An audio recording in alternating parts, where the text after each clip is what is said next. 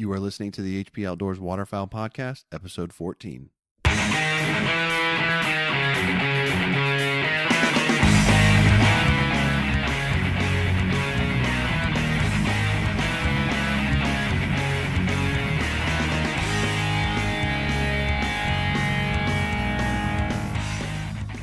In this episode of the HP Outdoors Waterfowl Podcast, we're going to profile the Bufflehead. We're also going to talk with Jim Saubier, waterfowl category leader at Sitka Gear, about how to dress when hunting in extreme conditions.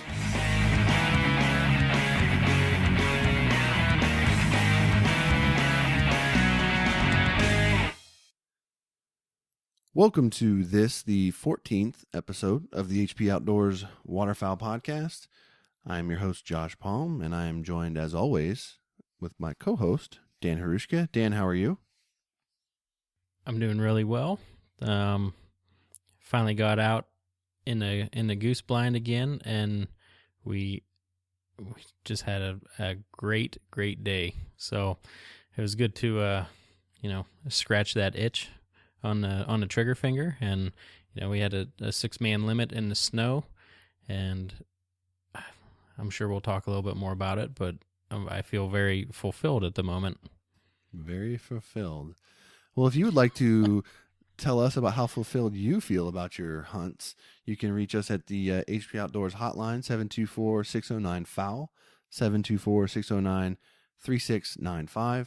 You can also reach out to us on Twitter, Facebook, at info@hpoutdoors.com. We've been seeing a lot of pictures coming in over the last couple of weeks about just seeing the success that you all have been having in the field. So we enjoy seeing those and chatting with you guys and sharing stories. So if you got something that you'd like to share with us, please feel free to do so. Dan, I'm gonna talk about a very, very exciting time for me that recently happened. That anyone listening to this show that follows our Facebook page or Twitter handle probably already know what I'm going to get into. But before we do that, we talked about last week, some of the snow that's been affecting different parts of the country and, the cold air that we've been dealing with.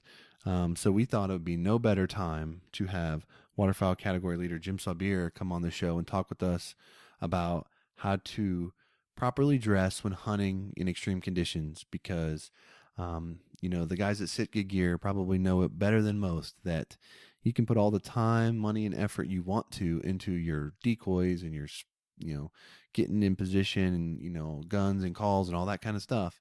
But once you get there, if you're freezing cold or you have a hole in your left wader boot and it's like 19 degrees below zero in November and you're hunting with me and we're, doing that kind of thing, Dan, that ruins the hunt for you. And, and it tends to cut your time a little bit short in the field. So I'm looking forward to having Jim on the show and telling us about, just things to take into consideration when you're getting ready to go out and hunt in tough conditions. Yeah, and they have one of the best systems available to hunters, and just going back to that hunt this week, we set up and we got to drive into the field, which any landowner that lets you do that, you might as well go and give them a huge hug, because it's just awesome when you don't have to haul everything in. But it was still a hike. We parked pretty far away, and we got back up there, and I have a good base layer, good insulation. My outer layer needs some work, but I got back up there and just soaked, just sweating, and I know that Jim's going to have a lot of good tips for how to avoid that and how to stay comfortable so you can be out in the field the whole day. How was your chestnut face layer? How'd that work out for you? It was pretty good. It got a little frosty with the freezing rain. It was raining on it, so there's a little bit of a shine. I mean, it was pretty. It was pretty. Yeah, you'll have that. Awesome. Yeah. Anyone who obviously follows our social media stuff, saw the beat down that you all put on them up there in Pennsylvania on Saturday. So, looked like an awesome hunt. And I also had an awesome hunt on Saturday. Talked several times on this show about how harvesting a bull can was sort of my target duck for this year, and something that I was putting in a lot of time and effort into, fulfilling. I bought a diver spread of decoys this off season, rigged them all up, got the Higdon Battleship canvasback decoys, all of that stuff ready to go. And lo and behold, November 22nd, the first day that I actually deployed this new spread, had a flock of canvasbacks work us, and had a couple coming right down, feet down into the spread. And me and my buddy Carlos were both able to harvest our first bull cans on the same pass. And boy, I'll tell you, just an awesome, awesome experience. You talk about, you hear a lot of deer hunters talk about just history with deer and the work that goes into, harvesting a buck that you've been pursuing and that kind of thing. And although this isn't the same thing, it's a very similar feeling. I just felt like a very, like I had accomplished something that I put a lot of time, effort into. And,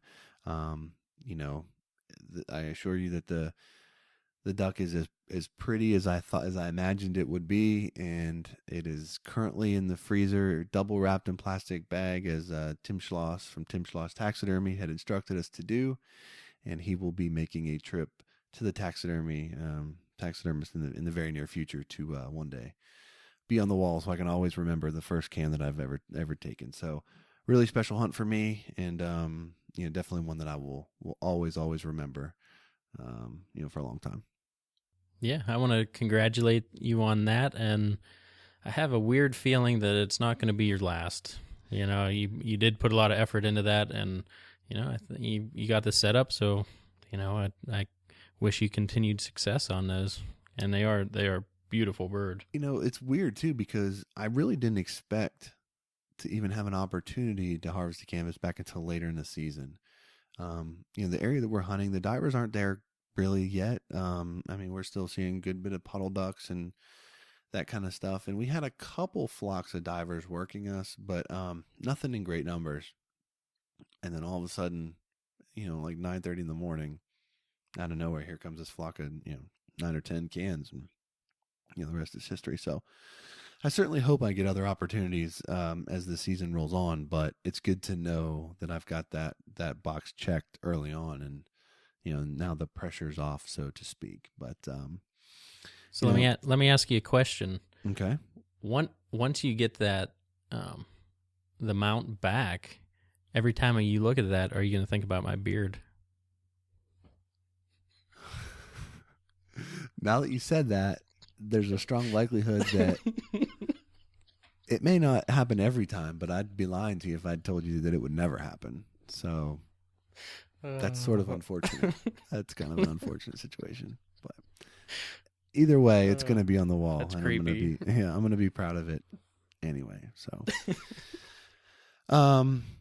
so we got a great episode lined up this week. We're going to talk to Jim Saubier, as we talked about, and we're going to profile the Bufflehead. The Bufflehead's an interesting duck, Dan, and I know it's it falls in the diver line, and not everyone has an opportunity to chase divers and hunt these types of ducks, but it's a really neat duck, and we're trying to kind of bounce back and forth every week, covering a puddle duck one week and a bufflehead or a diver duck the next week. So in keeping with that theme, we selected the bufflehead to be this week's duck profile.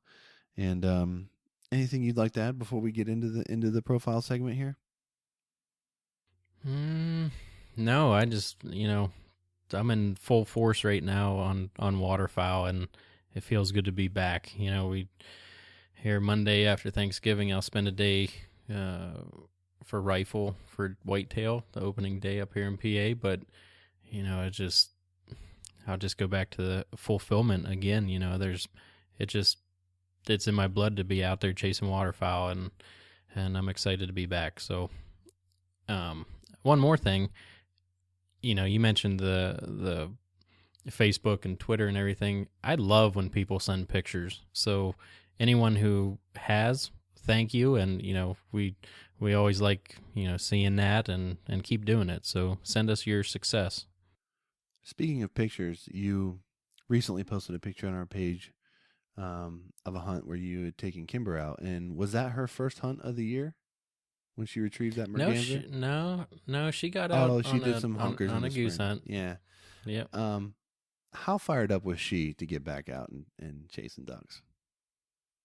Well, you know, from riding in the truck with her, on the way to hunting, I let her ride up front, and then on the way home, she's in the back, and she cries. She gets so excited. She just whines and cries. I mean, she was beating me up with her tail this morning. Like, she was ready to go. So, yeah, that hooded merganser, she made a really nice retrieve. There was ice floating all through the lake, and she just got out there, and it was a good ways out there. It had to be, close to 100 yards or more, just swimming out there, and she did great. So I was happy to get her back out, and I think we're going to go at it again tomorrow morning, so we'll see. That's awesome. We've talked about hunting buddies in the past on this show, and I can tell you that Kimber's never going to let you down in that department. That's for sure. So very cool to see her and you guys getting back out together, and looking forward to seeing some more harvest pictures from what you guys are able to do up there in PA. So let's go ahead and get into it, Dan. We're going to talk about the Bufflehead here for a few minutes in our duck profile segment.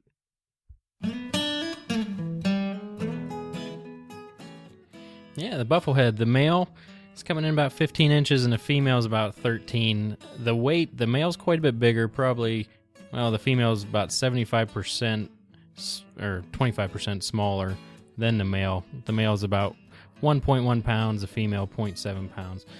And the male Bufflehead is a very beautiful bird. It's very, iridescent head on it, and it kind of reminds me of a turkey almost, but they have a large white patch across the back of the head that extends from cheek to cheek, and it makes a really bushy crest back there. The remainder of the head is black, and like I said, it has a very iridescent green and purple sheen to it. It's very pretty. The neck, breast, belly, and sides are all white, and the back and the rump are black. And then you have the upper wing is blackish except for the white speculum, and the bill is a light bluish gray, and the legs and the feet are a fleshy pink. The female Buffleheads, on the other hand, they have a brownish head and neck, except for a small oval white patch. It extends from the back of the eye towards the neck there. So the breast, the sides, the flanks, they're a dark gray. The back is blackish. The belly is whitish. The tail is grayish brown, and the upper wing surface is a blackish brown. And let me see here. The inner and middle secondaries are white and tipped with black. And then the bill's also dark gray, and the legs and feet are grayish on the female.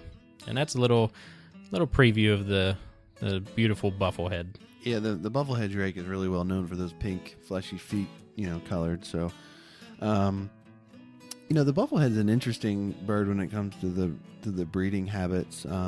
They breed from southern Alaska through, the forested areas of, the western Canada there, and, central Ontario and eastern Quebec. It's believed that actually 90% of Buffleheads breed from Manitoba westward. They're nesting ducks, and they prefer to nest in near lakes and deeper ponds, that kind of thing. And they'll actually average about 9 eggs per lay, and they're really sort of one of those monogamous type ducks where they will actually breed with the same partner for several years in a row. So it's kind of a neat thing there. And an interesting little fact that I found about them is they nest almost exclusively in holes excavated by northern flickers, which I have no idea what that is, and woodpeckers. So kind of an interesting breeding habit and nesting habit there for the Bufflehead. But from the Buffleheads that are kind of located from eastern Alberta, in east of that, they tend to migrate down the eastern U.S. coast and into the Gulf of Mexico, and the birds located in the western Canada regions tend to migrate primarily down the Pacific flyway. Population surveys are kind of spotty to locate. In 92, they estimated the population to be about 1.3 million birds, and currently I believe the population is estimated to be somewhere in the 1 million range. So still very healthy population and in no way considered to be in danger. So liberal bag limits still exist on buffleheads, and this time of year you're seeing them moving down the flyway quite a bit, and they're one of the more commonly harvested birds of the diver species, sort of early in the migration phase. So take a look on Facebook and stuff like that, and you shouldn't have to look too far to see harvested buffleheads. And have yet to see any buffleheads in my neck of the woods yet this year, but I'm hoping to see a few here in the near future and maybe get a chance to harvest a few of them. So hope you guys enjoyed the profile of the bufflehead, and stay tuned for the choice that we profile next week.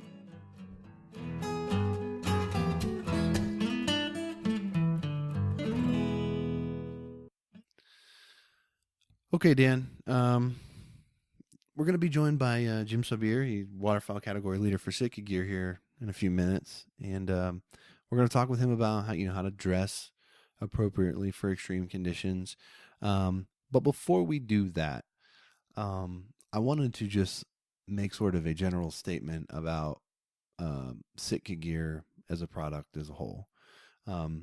One of the things that I know we're going to hear from people, and you see it on forums and you see it all over the place on the internet, is people, the first thing they say when you talk about Sitka Gear is they bring up price. And here's what I feel about that.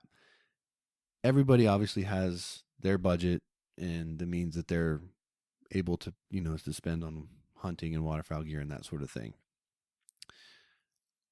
Speaking specifically for Sitka Gear, if you haven't ever handled it, tried it on, seen what it's about, you really can't appreciate the quality of the garment that you're getting from Sitka Gear.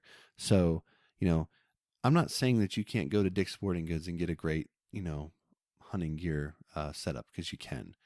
But you're not going to get the level of quality from Sitka that you would get purchasing Sitka Gear, so that's just fact. And here's another thing that I find very interesting. If we all, as a waterfowler, how expensive it can get to buy calls, decoys, dogs, the gas that you burn scouting for birds, all of the costs and the fees and things that we pay to chase waterfowl. And then you start talking about jackets and layering gear and things that are going to keep you warm so that you can enjoy all the things that your hard work goes into. And that's where you want to start cutting and buy, and trying to, spend less and get cheaper gear. And all you're doing is when you're getting out there, you're going to be miserable and you're not going to be able to enjoy your time in the field because you don't have the quality gear that you need to be able to stay out there and brave the elements. So that's my little piece on, Sitka Gear and just dressing appropriately. You'll find no bigger supporter, no bigger fan of Sitka Gear than me. I know you also enjoy, like their stuff as well, Dan, but I wanted to just sort of address that because I know a lot of people, one of the first things that they want to mention is, price when you're talking about Sitka Gear. Yeah. And well, if you've listened to the other 13 episodes, we find ways to save money. We did a segment on used shotguns, or how to save money buying ammo. Like we don't have unlimited funds just to go and buy stuff. I started buying Sitka Gear 2010 for an elk hunt in Colorado, and that's what really turned me. And there's stuff, like you said, it's very comfortable. You don't want to get out. We make jokes about the hole in my waders, but I feel bad about that. You drove 5 hours to come up here and hunt, and before daybreak, I was ready to pack it in because I was so cold. So really, if you're in a situation like that, you're going to do everything you can to be comfortable in the field. And, like you said, if you haven't felt it, if you haven't used it, go get your hands on it. It might be something that you save up for, or, you can ask for a Christmas or a birthday present or something like that. But, I'm in the same boat. I've used it, and if I could sell all my other stuff and go straight Sitka, that's kind of what my plan is, just because it is that good. So, the comfort of field is one of my top priorities. And, I want to be out there. I want to enjoy it, be comfortable, and they play a very vital part in that. Yeah. When I was turning 12 years old, when I was old enough to hunt in Pennsylvania, I can remember my stepdad telling me, some words of advice that my grandfather told him when he started hunting. He said, whenever you're out in the woods, whether you're deer hunting or whatever it is, and you're ready to pack it in because you're cold, you're tired, you don't think anything's moving, anything like that, give it 30 more minutes. When you think you can't sit any longer, sit 30 more minutes, and you can assure that your success rates are going to go up. And for me, it's absolutely true, because as soon as I get the first thought in my mind that I'm ready to pack it in because I think that the birds are done flying or the deer have stopped moving or I'm too cold, that's when I start losing focus. I start fidgeting and I'm less effective as a hunter. And, at that point I'm kind of, it's only a matter of time before I'm ready. I'm checking out, and if I'm able to stay warmer a little bit longer and more comfortable a little bit longer, that just pushes that, that lack of focus period that I hit, it pushes it out a little bit further. So something to consider when you're thinking about buying your gear. And, it truly is an investment. I mean, it's something that, you're not buying this to use 1 or 2 seasons. I mean, this is something that, should last you a really long time and is part of a system that you can build on. So whether you choose Sitka gear or another company or again, we've already talked about how we feel about Sitka gear and where we stand with Sitka gear, but whatever your choice is, don't sell yourself short when it comes to being comfortable in the field, because it's not only comfort, it's safety, and it's just overall enjoyment of the field. And especially when you're taking, youth or seniors out into the field, they've got different needs than, someone, that's our age. So, take those things into consideration when you're thinking about, purchasing your hunting gear. Okay. Enough of the soapbox for me. Anything else you want to add, Dan, before we go ahead and welcome Jim to the show? Nope. Well, I got some good questions, and then I want some answers. So let's give them a shout. Okay, we're going to be joined by Jim Saubier, Waterfowl category leader from Sitka Gear.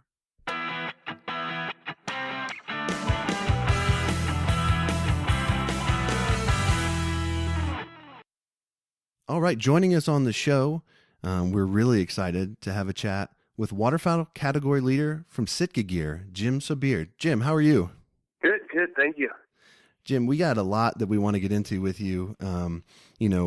Right now, half the country's covered in snow, it feels like. You see the stories coming out of Buffalo, just the feet of snow that they're accumulating up there. So we thought it would be a perfect time to start talking about, what you got to do as a waterfowler when it comes time to hunt the extreme conditions and the extreme weather.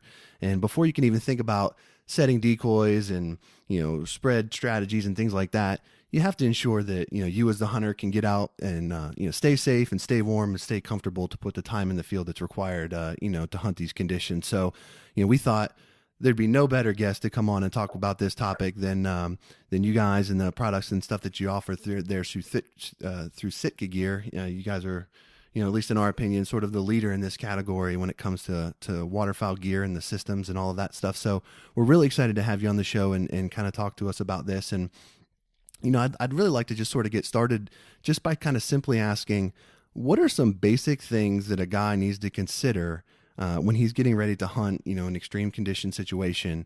And then maybe talk to us a little bit about some of the biggest mistakes that people make when they're getting ready to hunt in those conditions. Well, thank you very much for the lead in. We certainly try and provide gear for folks in these extreme conditions. Coming from Montana and the pretty extreme temperatures that we experience here, and out of the big game category, which is where we started, the mountains can be pretty brutal. So taking what we've known and learned, in that world and applying it to the waterfowler, we learned that the layering from skin to shell, and you'll hear that term again probably, but skin to shell, and starting with a good base layer, the moisture management. So as you guys know, when we head out to the blind, if you were to load up on all your gear and put your layers on and hike out across the field with decoys and everything in hand, you get sweat up pretty quick. So trying to manage your temperature and heat dump and controlling your heat loss so you don't build up and accumulate too much moisture in your layers before you even get started is really important. So picking your layers, understanding kind of what you're facing as you go in, and then, manage it along the way. So during a high workload, activity, you shouldn't be wearing much of anything, maybe a base layer, maybe a mid layer, but, being prepared to, add layers as you become more sedate. So, I think pretty basics, but having the layers and ability to add and then get your shell and insulation layers right, depending on the conditions you're in. Yeah, and I think I learned this the hard way growing up, just whitetail hunting and getting into the woods and, just sweating so bad. And you can ask Josh, they call me sweaty appendages for some reason. My hands are always sweaty. My feet are always sweaty. So this is definitely a place that I struggle in. So kind of what would you talk to or tell someone that really, sweats too much or really is always hot? And we can lead right into the layering. Talk about why it's beneficial to layer, and is it possible to layer too much? Sure. One of the things that is sure about most people, during these activities where you're exerting a lot of effort and energy, sweating is just going to happen. It's the nature of what we do. Starting with a base layer that's able to transport that moisture away from the body. We'll talk later about merino, but as a base layer, being able to transport it away from the body and not against the skin will help that, as well as having a mid layer that will transport and a breathable shell. So as you add those layers, as it gets colder, you're still able to get that moisture away from the skin. Keeping the core, keeping your core at a temperature that's I guess stable, so it's not too high and it's not too low, will help prevent that. So, having these layers, and it's a different approach to hunting, where in the past, I think folks would just load up with sweaters and whatever else they had to try and get, bulk. And, I hear so much, how is this going to keep me warm? There's not, this isn't super heavy. It's not, super bulky. How am I going to get that warmth? And allowing technology and the best components to, put you in a situation where you can be comfortable and have a better experience of field. It really does matter, when you're trying to get out there and, late season, it can be just brutal nasty with wind and cold and, whatever else. So, having those right layers really seems to help. Yeah, I think it's important too because, we're all guilty of it, and Dan mentioned it earlier, but, I can remember days in the deer stand or setting a goose spread where I'm just sweating and I'm unzipping my jacket and I'm just trying to cool off. And then, just about the time I get cooled off, I go from hot to froze in a heartbeat. Yep. It's just because I just overdid it, because you get out of the truck or you walk to the truck in the morning, you're like, oh boy, it's cold, you better layer up. And then you get working and, that kind of stuff. So you kind of put yourself in a bad position from the get-go, which sort of leads me to my next question, because the way that the Sitka gear product line is established is it really can be a system that you can use starting in the beginning of the year, and then you can build on it throughout, as the conditions worsen, and you're using a lot of the same garments as you go through. So talk to us just a little bit about kind of the thought process and the basics of how your system works. And then I'd like you to talk to a little bit more about some of the characteristics of the garments and the sort of the quality that you're putting into the base layer and the mid layer and the outer layer. I mean, a lot of people talk about, you need a base layer that's moisture wicking and that kind of stuff. But, Sitka Gear goes a little bit a step further with their research and sort of their, the way that they position their products, and, talk about sort of how important it is to, track or trap air in between the layers and, really what it is that the layering is doing to keep you warm. Yeah. So I think, first thing is having everybody's different. So it's really hard to say, what your system is. But having the, diversity in the product line to suit somebody's needs, whereas in, me personally, my everybody's going to have a base layer. Merino is a terrific base layer for me. I really enjoy it. Gives me what I need from the base layer, and then then I'll have a second layer, like a traverse zip tee that has the thumb loops in a low cuff, comes down on the hand about halfway if I put my thumb loops in, and a high neck. So you'll see the use of these zippers when you start to get hot. The ability to zip down the top or zip open the neck to heat dump, if you will. Let some excess heat and moisture out, so that when I am exerting a lot of force, I'm not overheating, and it gives me some chance to do that. But yet, when it starts to get cold, that's an area where you lose. Your temperature and you lose heat is around the neck, and having the ability to zip it up. So you'll see a lot of these higher neck pieces, even at the base layer level. And then moving up to a lofted insulation piece, puffy style or lofted insulation jackets, Prima Loft in our case, provide, extreme warmth for the weight. It's extremely efficient for what you're wearing. Minimizes bulk. There is some bulk, but it can compress to very small amounts. And then moving up to your shell. So the shell is going to protect you from the elements. So when you get into wind, as well as rain or snow, being able to protect that from getting in while you're still allowed to transport moisture away from the skin. And the ability to stack these together and how they work is really good. The other thing that I recently have become a really big fan of, are vests. In the last couple of years, I've really come to enjoy a vest. And what it does is it allows me to have mobility, but it keeps my core, warm. It provides me the warmth, still allows me the mobility. And I don't, people talk about getting cold. It's not your elbows and your forearms and your arms that are getting cold. It's your core. So having a vest as a mid-layer piece can be really effective.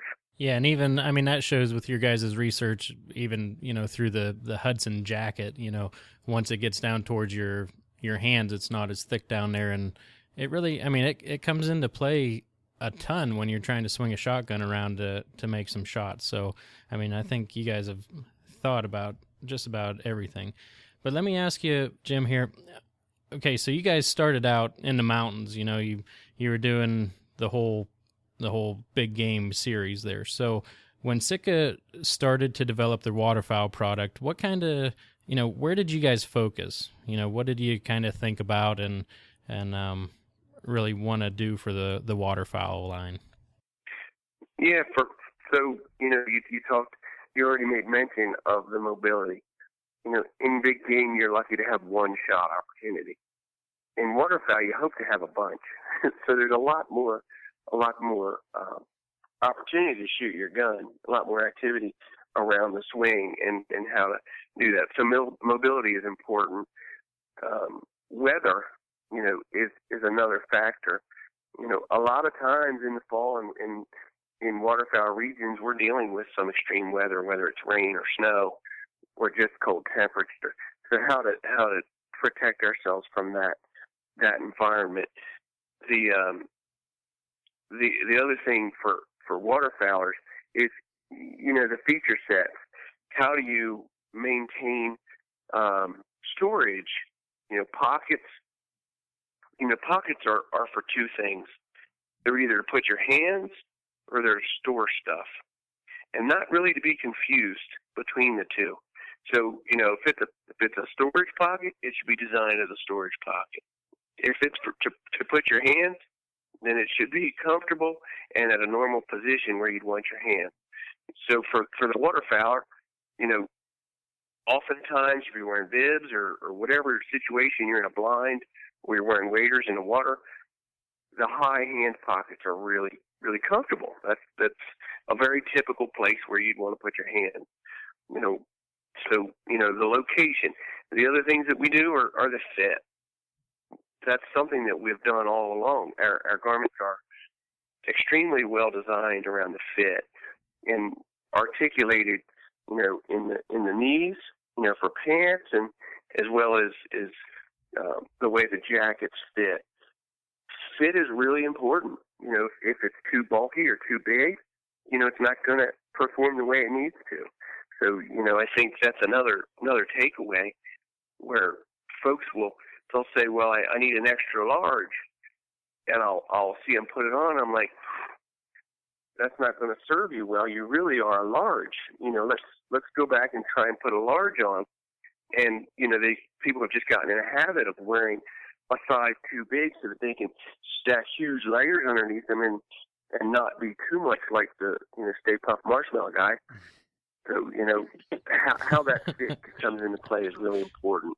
And having the jackets that fit right with the right layers and being able to not have to oversize everything to get, 10 layers of non-effective layering versus 2 or 3. Yeah, and you guys, there's just so much difference between Sitka gear and other garments on the market, like even from, some of your pockets that your hands actually go up into, so then you don't have water running down your sleeves into your pockets. I think your guys' research and development and, your guys in the field giving feedback is pretty outstanding for what you guys come up with. So is there anything else that really sets you apart in the market for the waterfowl? I think some of the biggest things that set us apart is we're absolutely committed to making the best apparel for the end use. And it's a no sacrifices type, commitment. So, Gore-Tex, we constantly work to, provide the best materials. Gore-Tex is certainly, widely known and rightfully so as the best water protection you can get with the breathable component that's unequaled. And then down to Windstopper, which is our next shell type. Again, really neat technologies. All the way to, the components of PrimaLoft. So when we launched into the waterfowl space, PrimaLoft is really technical and was not even being utilized effectively or maybe even at all, in the hunting space. So bringing these technologies that have not really been utilized in the category and putting them in garments that are, built to withstand and last the rigors of everyday use in some pretty harsh environments. So I think, with all of those things, and it's not just one, it's really a culmination of all of those components to build, the best stuff. Jim, you mentioned something just a minute ago that I want to just reiterate and highlight for everyone listening here. When you talk about the fit of your gear, I would describe, the Sitka gear is more of a, quote unquote, like athletic type of fit. It's not something that you're supposed to be swimming in. And, obviously, like you said, people are just used to wearing stuff that's too large, but really that's counterintuitive to what the design of the system is. You're trying to trap body heat air close to your body. The looser your clothing is, the more opportunity is for that air to get away from your body and, escape out through the different materials and that kind of thing. So, Sitka gear not only made adjustments for that with the fit of the gear, but you mentioned Gore-Tex, Windstopper, PrimaLoft. One thing you didn't mention is cotton. So you tell me about cotton. Is that an obsolete fabric in the waterfowl world? And is that something that, a lot of people, throw on the old cotton sweatshirt under their stuff and go on like that. Talk to me a little bit about cotton and kind of where that stands in the marketplace today. So, first I'll start with, I think that cotton is good for some things. Hoodies, everybody loves a cotton hoodie, and cotton T-shirts, but in the technical apparel world, they really don't fit. And the reason is, we talked right from the get-go about moisture management, and, cotton, it's going to hold the moisture against the skin. It's going to hold the moisture and not transport. And, anybody that's kind of wore a cotton hoodie under layers, you take it off and you've got a sweaty back or sweat all over, whatever. It's just, it's not going to transport the moisture. So as much as people are attached to the hoodie and to their cotton tees, they're not doing themselves any favors. They would be much better served to get an effective, layer and kind of ditch the hoodie, if you will. Yeah, I think cotton's just so, you can pick it up at any local store, and the same shirt that sweatshirt that you're palling around at the house and doing chores, you can keep on and go hunting and stuff. So it's obvious why people, tend to wear that as common as they do. But, I think part of the conversation, the reason why we're having this conversation is I don't think people always know just how comfortable you can be in the field when, layered and using the right proper garments. And a lot of guys, say, oh, my toes got chilly or this got chilly, but I was okay. Like, you really don't have to battle that stuff as much as you used to with the new technology that's out there.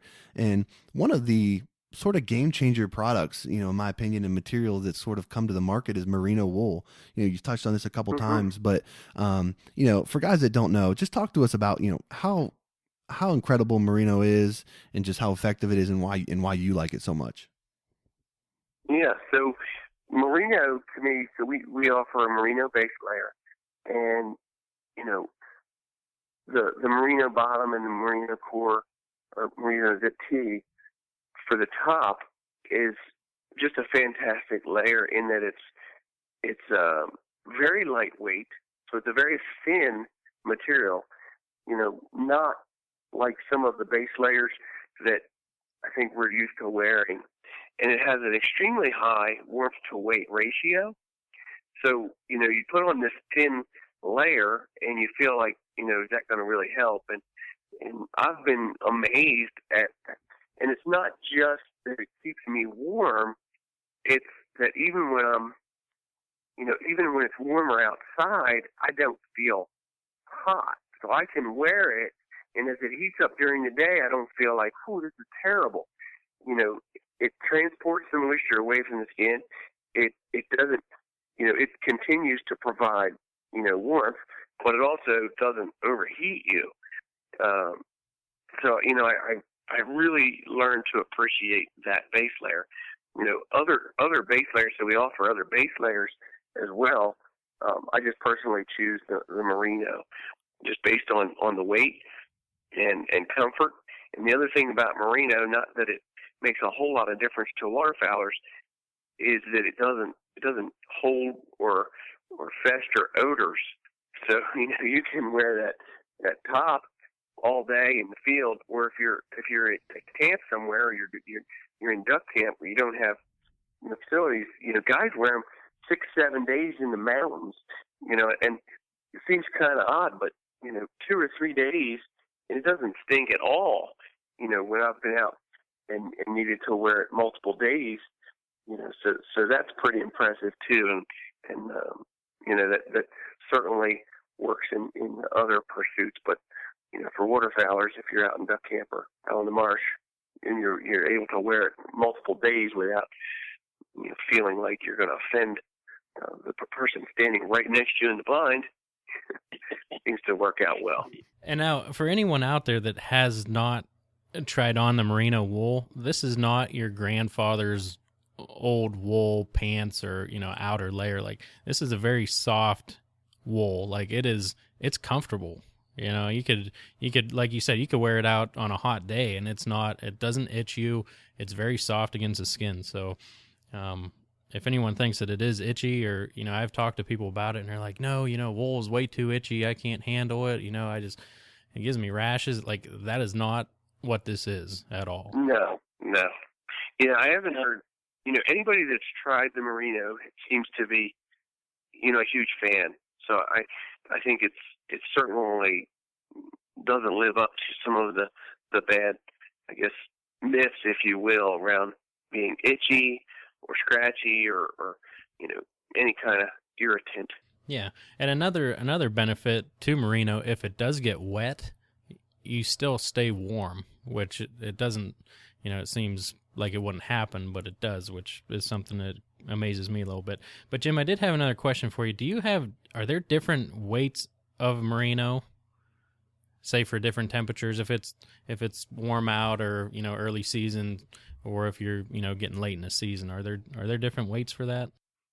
Right now we have one weight of merino. So our base layer merino is all the same weight, and we landed kind of where we felt was optimal. We may have some other weights at some time, but right now we offer just a one weight of merino. And in conjunction, if you were to go too heavy, then you start to negate some of the effects of the other layers. So we found it's a pretty good balance of the weight that we offer. It's kind of where we landed is the most effective for a base layer. And then, certainly stacking your other layers on top will become more effective. And I hate to get off merino just because it really is a fantastic next to skin layer. But I'd like you to talk about the PrimaLoft a little bit. What's it made out of? How does it work? It is a new technology. Why is this in Sitka gear now? Yeah. So PrimaLoft makes, a multitude of different insulation value materials. The PrimaLoft itself is a fully synthetic stranded type material that's completely waterproof, almost inert. So it can't absorb or hold any water. It's got zero water hold up. And then it's a loft, so it's really fluffy, if you will. So when you see it, it's extremely light. You'd hardly know if you had it in your hand. And then how it's woven so that it can be constructed into a jacket. What it's able to do is provide that moisture, moisture transport, so that it can carry it through. It's not going to absorb it, but it holds that warm air. It's got a tremendous insulation value for the weight. Now it's a lofted style insulation, so it's a puffy type jacket, similar to a down. And they also use some down, and they have a blend. So they would have a goose down or a duck down blended with the PrimaLoft synthetic materials. When they do that, they also treat that down so that the down itself is a moisture resistant or water resistant after treatment. So that, along with the synthetic material, provides a tremendous insulation value. We use various types of these materials depending on end use. And the other thing that you do is, depending on how you want to use the layer, and where, so mapping of a jacket. I need more insulation in the core than I do the arms, so the insulation value can be less. Same thing with side panels, or depending on how and where I want to keep heat, I can manage the insulation value or how much PrimaLoft is placed into the garment. So it can be pretty advanced depending on the individual pieces. As you go through the line, the product lineup that you guys offer, how different amounts of PrimaLoft are we talking between, the Hudson jacket and some of the others that are offered? How big of a difference are we talking as we go up the scale of the garments that you guys offer? Yeah, so I would have to actually probably refer you to the website. I don't have exactly all of it right in front of me, but starting at like the Hudson, the vest tacked in to that, so the core is insulated, at a pretty light level, if you will. It's going to keep your core, but when it gets cold, you're going to want something more. The Kelvin jacket is on the other end, where it's the most lofted and the most insulation piece. The duck oven, extremely popular piece, has both windstopper and PrimaLoft in the top, and then soft material that goes under your wader, but gives us a windstopper shell, wind protection, plus PrimaLoft, in the core and the sleeves. So really, depending on the piece, the Kelvin duck oven, very, very similar, but the Kelvin, our most insulation value all the way through the sleeves, and then the vest, the Kelvin and the Kelvin Light, Kelvin Light being the lightest, and the Kelvin being, more lofted for a vest. Okay, so we've talked about, base layers, merino next to skin, and the benefits of that. We've talked about the PrimaLoft with the, the insulating values and the low bulk and, the benefits of that. The other thing you touched on a little bit ago when we were talking about the different materials and stuff was windstopper. And you mentioned that right now with the duck oven. And I think the duck oven is just such an innovative product. I really think it's one of the best garments out there. So, maybe talk to us a little bit about just the windstopper material and just, how critical that portion of any kind of layering system is, being able to block the wind, like your products offer. The windstopper it's also a laminate technology similar to a Gore-Tex, but it's lighter, gives the opportunity for a softer face textile, so that it can be used more in a layering application. It can be used for a quieter application, and it can be used a little differently, similar to the duck oven, where it wouldn't be a shell necessarily. So the wind protection, it also, with windstopper, you get more, or the potential for greater vapor transport. Okay, so it can breathe more than a Gore-Tex shell. A lot of folks, a lot of people are hunting in applications that are dry, and they don't need, the Gore-Tex protection necessarily. Gore-Tex gives you the best of both worlds. You're going to get the wind protection along with weather protection.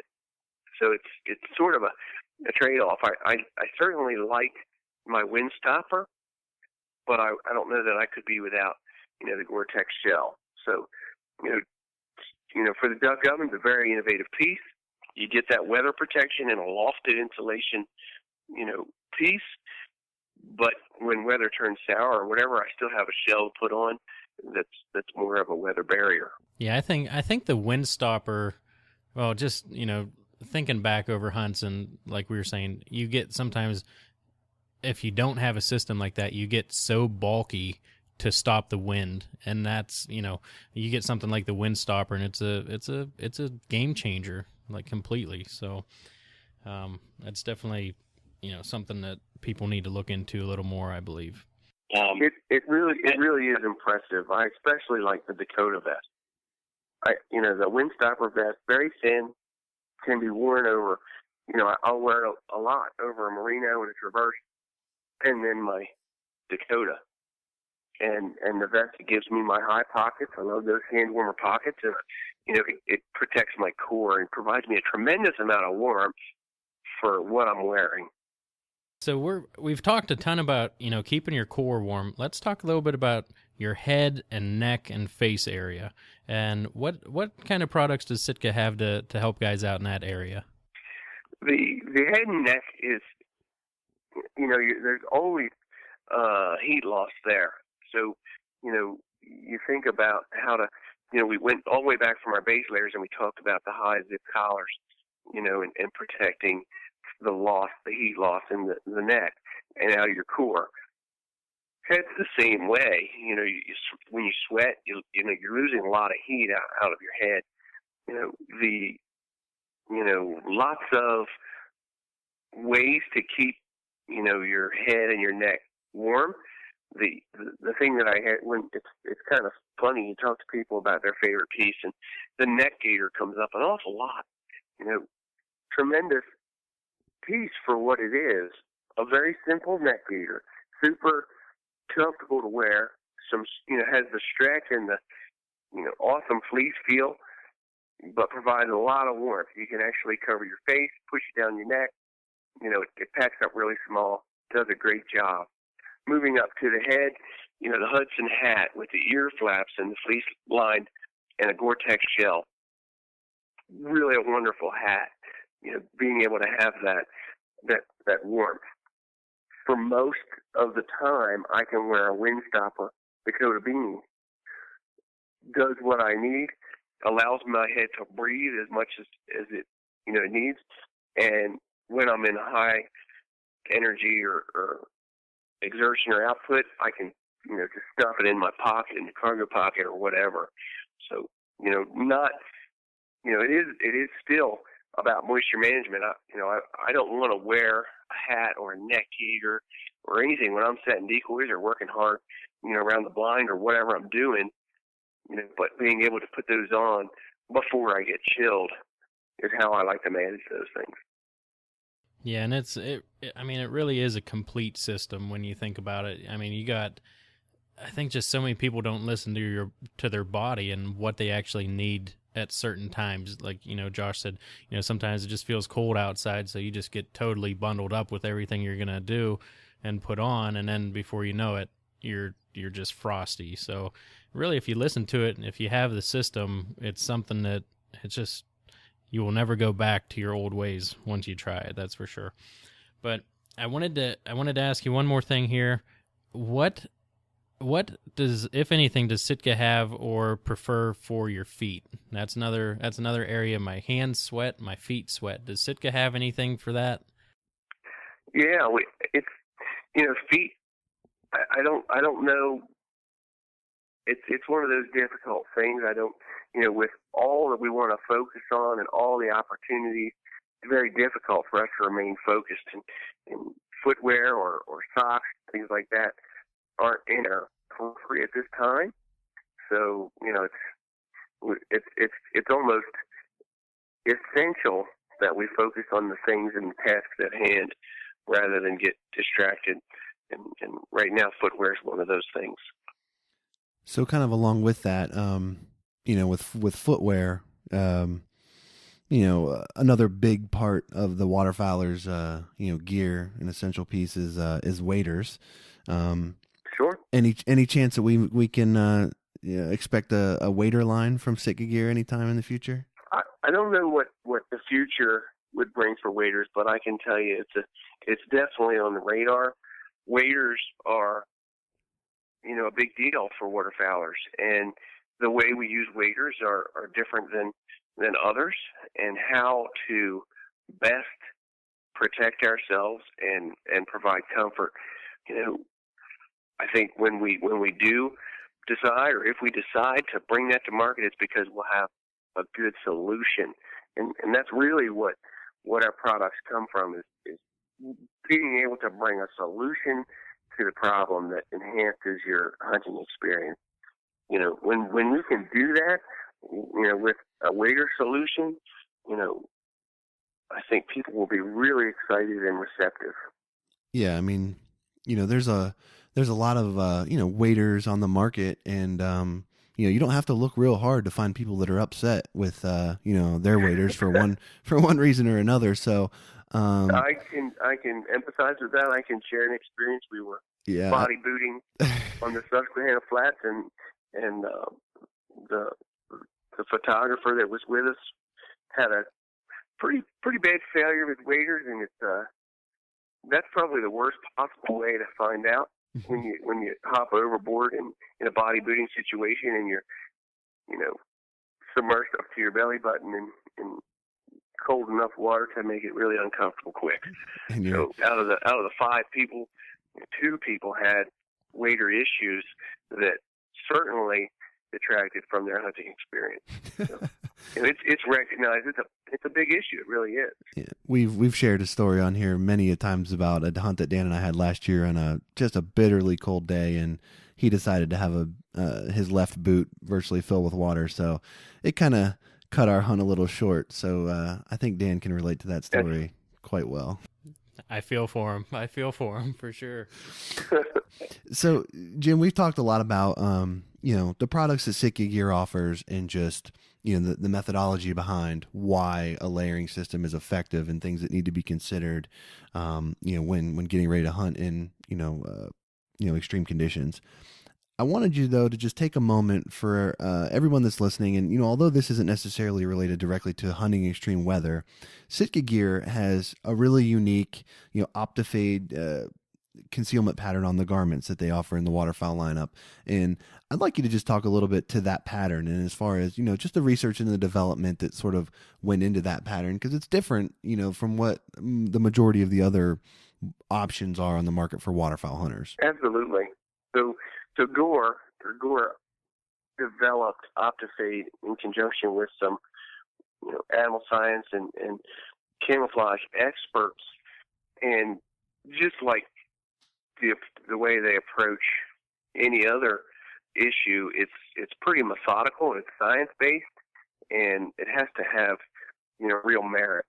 So rather than try and develop camouflage that people want to see or think look cool or matches some certain environment, they kind of took a step back and said, what exactly are we trying to do here, and what are we trying to hide from? So, it really goes back to how the waterfowl or birds see, and developing a pattern that will work or confuse the way they're seeing, the concealment, and managing your signature, if you will, to the waterfowl. Really kind of a novel concept, and as you take a step back, you're like, well, that makes sense. Rather than say, well, we're going to make some reeds or a mimicry style pattern that may work in a certain setting or not at all, but really trying to understand the science behind how the waterfowl see, how they perceive, and develop something that nobody else had ever tried to do. So when if you think about camouflage and the roots of camouflage, you go back to military, here's folks that are designing camouflage to protect people's lives, and thinking about, signature management or how people see, flipping that and figuring out the waterfowl science, and, whether it's waterfowl or big game, tailoring the camouflage to the end use specifically. And that's really what Gore OptiFade has done. There's some pretty good reading if you really want to get into it on the website, thisgear.com website, in the dark room. So that some pretty neat reading there around the history and Dr. O'Neill and how this was developed. But essentially, trying to understand how the animal sees and processes what they're seeing, and from how they're approaching. So, waterfowl are never stationary. They're always moving when they're flying overhead, and they're always looking down. So, managing that from that perspective and providing a real solution. Well, Jim, I got to be honest with you. I think Sitka Gear in general, but, specifically here talking about the waterfowl line, I think there's a lot of solutions that the garments provide, to a lot of issues that have been plaguing waterfowl hunters for a long time. And, it's just really cool to see just the development and the engineering and the research that goes into developing a line like this. And, just the different opportunities there are out there for the waterfowl hunter are just, unparalleled to what there's ever been in the past. So we would definitely encourage everyone to check out Sitka Gear at, sitkagear.com. a quick side note here. If any of you all listening to the show right now have not seen any of the videos that Sitka Gear puts out, they're absolutely just world-class videos, cinematography stuff. Go on their website. They've got tons of big game, waterfowl, all kinds of videos that are just great. Great stuff to check out, and you can see the products in the field and all that kind of stuff. And check them out on Facebook and Twitter. They're always very active there, posting great pictures of their guys in the field and stuff like that. So, Jim, I really appreciate you coming on. I think the discussion today, regardless if someone is thinking about a Sitka Gear product or maybe a product that they have already, and maybe they're looking to fill a gap in their system, and maybe they don't have the best base layer or shell, that that kind of thing. Regardless, I think today's discussion is absolutely going to make people reevaluate the way that they're dressing in the field, and think about, is there a better way that I can be more comfortable while out there hunting in these extreme conditions. So again, we encourage everybody to check you out at sitkagear.com. And Jim, thanks so much for coming on the show. We really appreciate you giving us a few minutes here today. I appreciate it very much. Thanks for the opportunity to talk about our gear, and look forward to seeing you guys somewhere in the field again. Absolutely. Again, you can check them out, sitkagear.com. We will have their stuff linked up to our HP Outdoors podcast page as well. You can go there and link right up to the Sitka Gear page and check out everything that they've got. So again, Jim, thanks so much for the time, and let's do it again soon.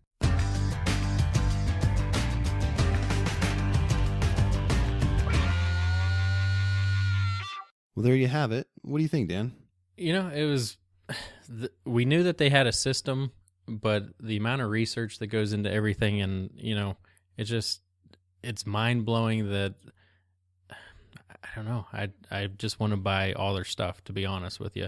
And I'm thinking about the gear that I use, and when you were saying the fit's a little bit different, just because when you are layering, and speaking about harsh conditions and whatnot, like a lot of my stuff is either, if I start to layer it, it gets too tight, or, the outer layers are too loose. So the heat is just getting lost, or, if I'm sweating too much, then that's why, you chill so quickly.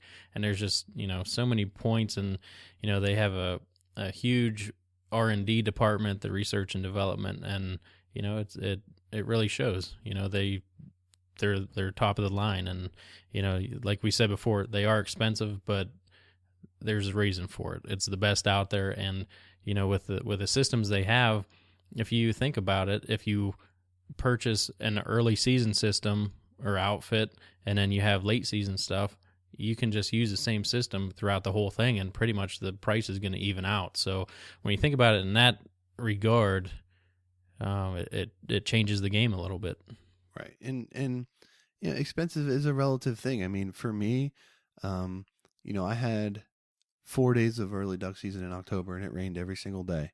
And the only raincoat or water protecting gear that I have that's camouflage is like a Dick's Sporting Goods special, and it did okay. I mean, I wasn't soaking wet. It was better than nothing, but I was still got wet, from being just out in the rain with that jacket. The Gore-Tex technology and that material, that stuff's like bomb-proof. I mean, you can be in just driving rain, and as long as you're buttoned up tight, that is going to keep you dry, and it's breathable, so you're not going to sweat. It's just really, really great material for our application as hunters.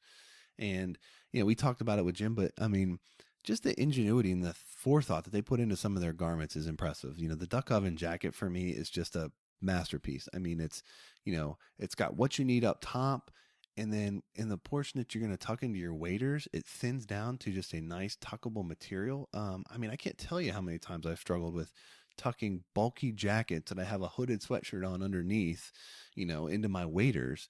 It's just uncomfortable, and it's just, it's just a better way of doing business. So, again, we really like Sitka Gear. We enjoy their products, and we'd encourage you to give them a look, and, consider, Sitka products when you're looking to, purchase your next set of hunting clothes. So, again, if you have any other questions, you can check out Sitka Gear at sitkagear.com. They've got a lot of great stuff on social media, Twitter and Facebook, and they have some of, like I mentioned, some of the best videos that you're going to find on the market. Sitka Gear takes a great pride in telling the story behind the hunt. And it's just something that I think really resonates with a lot of diehard hunters that spend a lot of time in the field and can really relate to the message that they send through their videography and the stuff that they put out. So definitely check them out. And, we'd like to hear your feedback on Sitka Gear. If you've used them in the field or you've been thinking about using them, if you got questions for us, send them our way at info@hpoutdoors.com. Give us a call, 724-609-FOWL, 724-609-3695. We'd love to talk hunting gear with you. And, if you've had good success with Sitka Gear products in the past, we'd like to hear about that from you as well. So having said all that, Dan, anything else that you'd like to add for the show here before we wrap it up? No, I'm just thinking back to some of our initial episodes and just talking about how we couldn't wait for season to get here. And, we've had the cold snap and birds are coming through and, we're having a weird, warm up, but, more cold weather coming and, we're in that time now. So, to just encourage people to get out and, enjoy the outdoors and be safe. And, like I said before, share your success with us. We really enjoy that. And, we've got a couple messages saying, guys feel like we're part of their hunting crew. And, that it makes us feel good. It makes me feel good. And, just keep it up. We really do appreciate it. We try to foster an environment where we can talk hunting, ask questions. We learn just as much from questions and discussions with people that email the show and call us and ask us questions. We learn just as much from you all that than you may learn from us on anything that we cover. So I'm right with Dan. We enjoy being in contact with everybody and having the discussion continue throughout the week in between episodes and stuff. So lots of ways to do that, and we encourage you to use them all.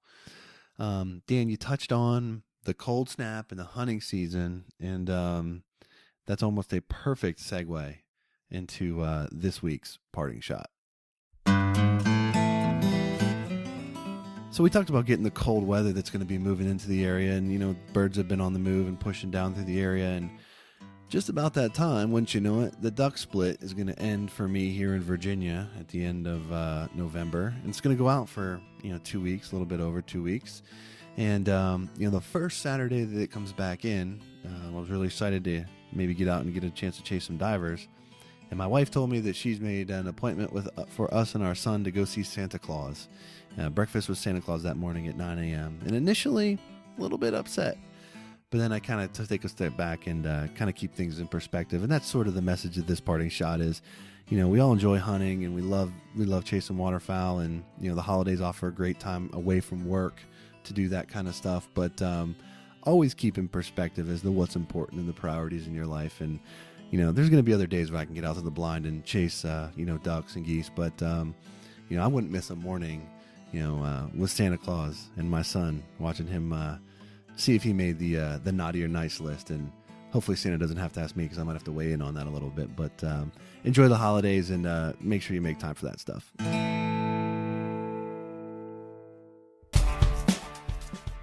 That's going to wrap it up. Episode 14 of the HP Outdoors Waterfowl Podcast. We'd like to thank Jim Saubier of Sitka Gear for joining us and talking about how to dress for hunting extreme weather.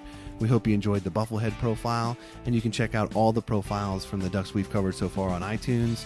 If you haven't had a chance to fill out, please give us a rating and a review. It helps us immensely, and we look forward to continuing the conversation with all of you throughout the week as we approach the next episode 15. So for Dan, I'm Josh. Thanks for joining us. Till next time, take care.